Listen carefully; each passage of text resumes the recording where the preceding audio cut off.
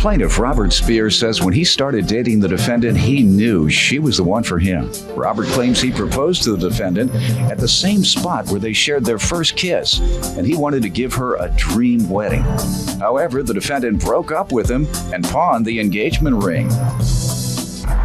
Defendant Christina Jackson admits that Robert was a nice guy, but says he was almost too nice and didn't challenge her enough.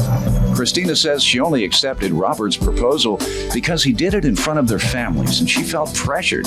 But she insists the ring was a gift and therefore she had every right to pawn it. Tell me what happened. I know you probably hear this a lot. I kind of never thought that I would actually be on the show, so I'm a little nervous.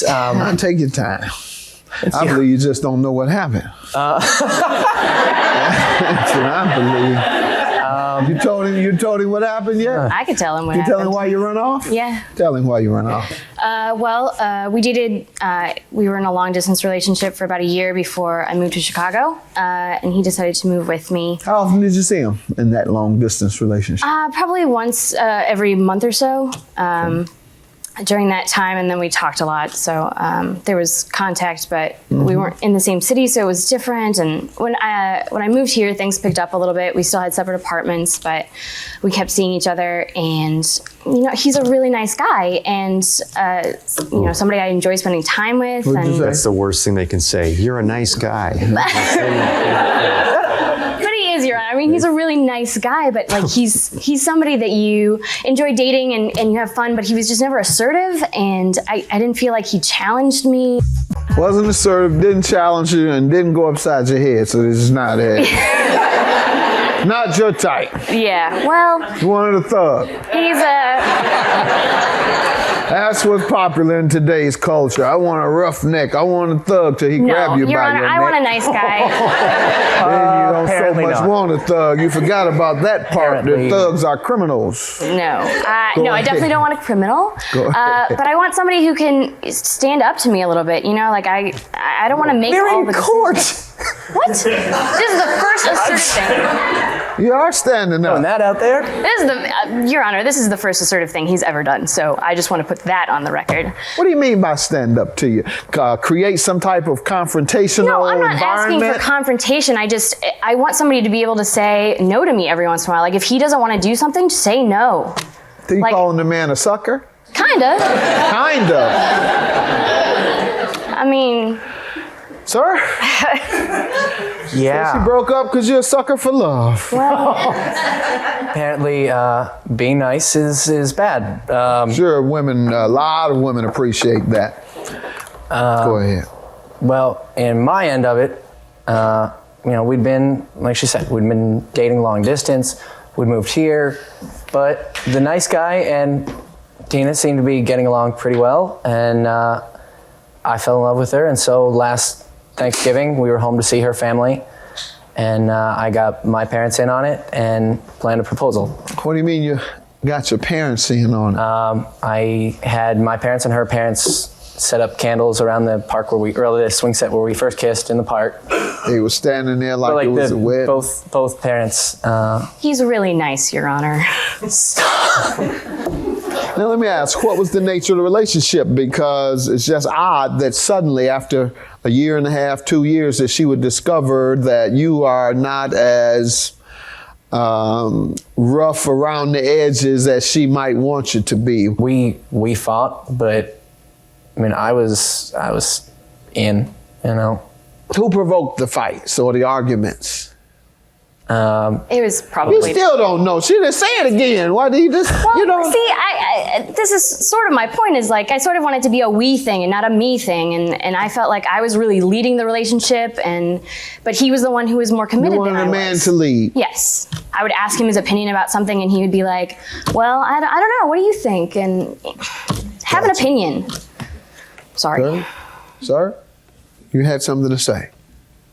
I have an opinion on that. Yeah. I'm not going to necessarily, I don't care what movie we see on a Friday night, but I'm going to be the one, Make the big decisions.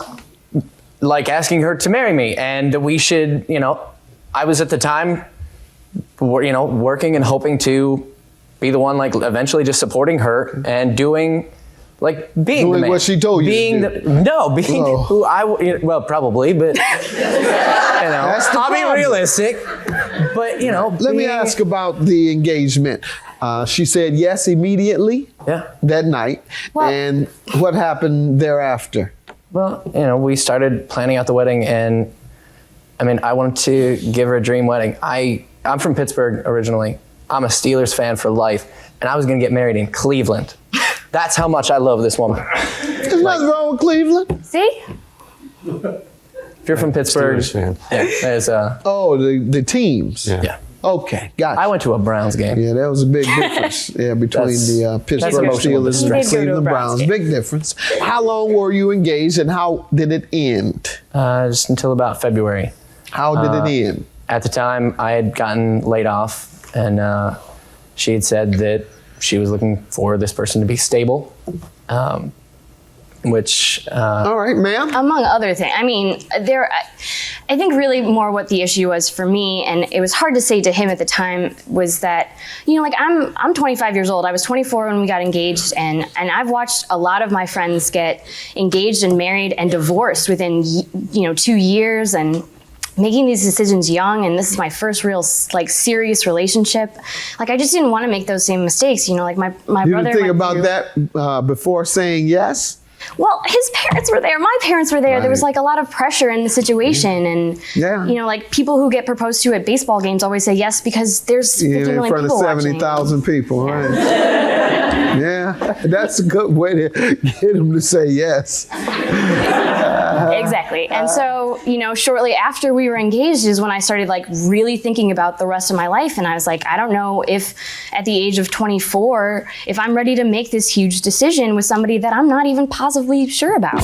He's suing about the ring. How out of so? curiosity, What's that? I have a couple of pictures from the engagement night. Okay, let's see them. Tell me if Then this looks like, Then we're going to get to the ring. Yes, It seems this like is a genuine yes. No, this is a fake smile, sir.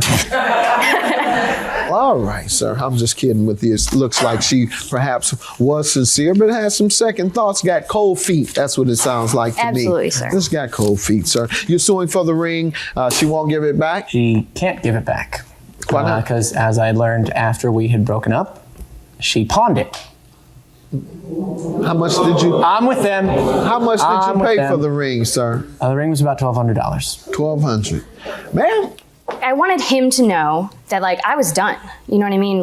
I was done enough that I was just give, if I give So him it the ring wasn't back. enough to hurt him. You had to then pawn the most precious conditional gift. That's what it was, by the way. You had to pawn the most important gift that a man could give to a woman, and perhaps that a woman could receive from a man.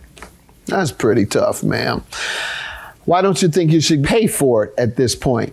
Well, Your Honor, we, like Rob said, we had started planning the wedding, and so I'd incurred some wedding costs that I then had to.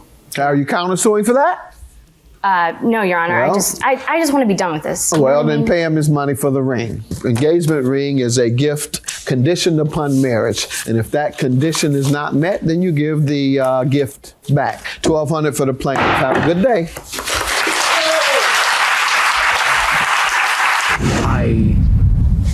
I love you. I loved you. I'm sorry that it came to this, and I'm glad that we're both going to move on from here. And I hope that you find who you want to find. And I really hope that you are happy.